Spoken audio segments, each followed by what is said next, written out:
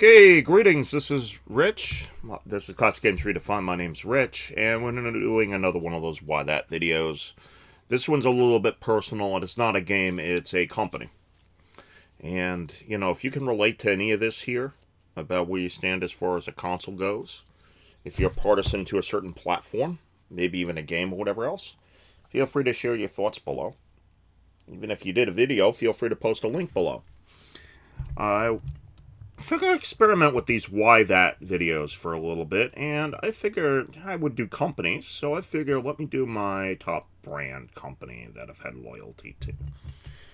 I mean, I'm saying in that I play everything else, but there's a certain console, platform, that you might have an attachment to that you're fond of, company.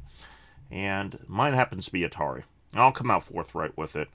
So I want to do this video because to look at what goes into somebody else getting loyal to a certain particular brand or platform. And this is mine. You probably have your own, but let me begin a little bit here. So I want to talk about where does this devotion come from. Actually, it's been shown scientifically. You can do Google research. I'm not going to post a link or anything, but I just want to discuss it. That certain brands that generate a high degree of loyalty, it's the same part of brain that somebody would have towards religious devotion. So whether it's Apple or something else, people have it. Nintendo, Sony, even Microsoft. They'll have it. And then there's reasons that lead to it. And this is my story of how did I get attached to Atari. So anyhow, Atari was noted for innovation. When the arcade, they would originally come out with a lot of stuff here. And that's their logo. You'll see it on the left-hand side. They were innovative. I'd go to the arcades and you would see them come out with different stuff here. Even in the later years, towards the tail end, they would do that. I mean, they did games like Breakout. And all the way back towards the end days of the arcades, they did stuff like tubing.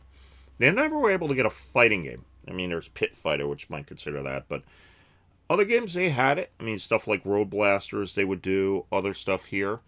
Do Asteroids. They were like top dog as far as a company goes. They were so well known they had it. They never really had the top title. I mean, unless you want to consider Breakout. But they had stuff like Centipede for, the cannon shooting game. The other stuff here, they would do Marble Madness. They would do innovation.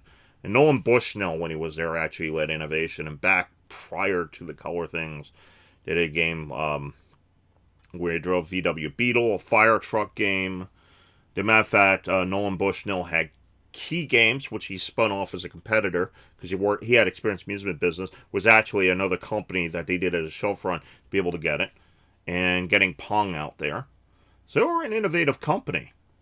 They were also first. So when you get exposure to this, and something's a winner on top, and you get across it, you begin to develop an attachment, particularly a brand logo, the Fuji symbol or something else. You had that.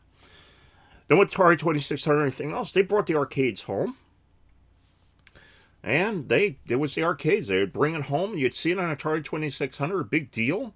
They would license other things. It might have been the laws back in the day. But along with Midway and stuff, they would partnership with Namco and bring stuff over.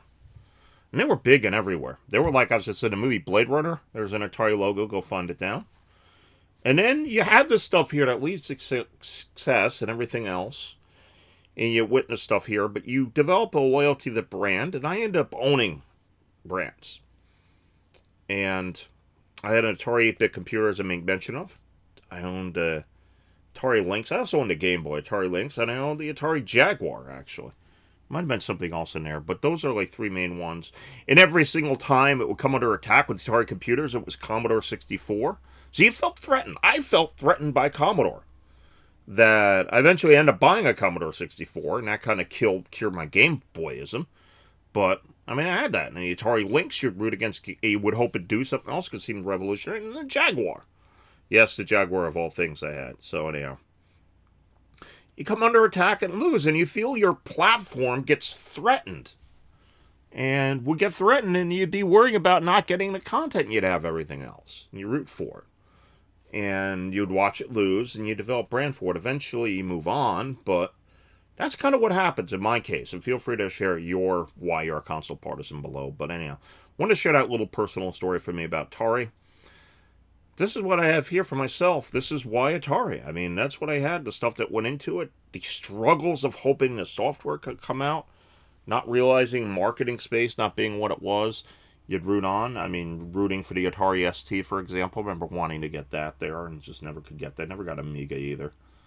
But anyhow, move on. I mean, I had a similar thing on migrate over to Sega, but I probably could do another video on that. But this is Atari. This is my core company, with maybe Sega being second. But anyhow, yes, I go way back. I go back to pre-Pong and all that stuff there. So anyhow, that's the latest. I mean, for the innovation and everything else, that's why I end up liking the company, everything else, and still have memories from it. They're not what they ever were before and something else. And anyhow, that's it. Share your stories below. And that's about it. All I can say is I do want to thank you for watching, and may your die always roll 5.